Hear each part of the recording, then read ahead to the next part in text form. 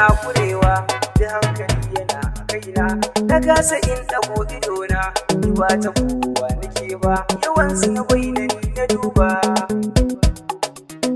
hakan ya sami ni hawaye gani da haƙi yayi mai zargi na kare na kai wata ranka cin naman mutum guba ne yin tambaya ko hikima ne sai da kuma bincike mu gane Allah ya yi hanyar mutane mai cin zarafi ka gane haƙi na mutane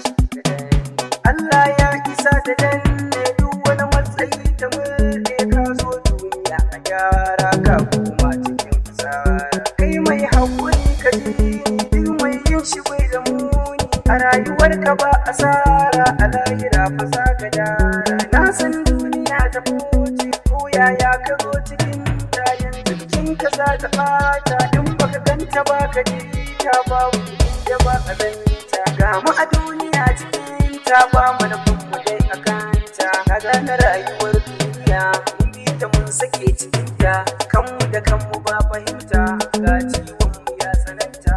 mun tsaya a kan zuciya mun bi ta ba mu san gaskiya gashi a dole za mu barta dan dauda take cikin ta me yiwuwa ciki ya danta dan gaskiyar ku sai ya bita bar kallon abun waninka harshen ka iya wa kanka duk maganar ka to a kanka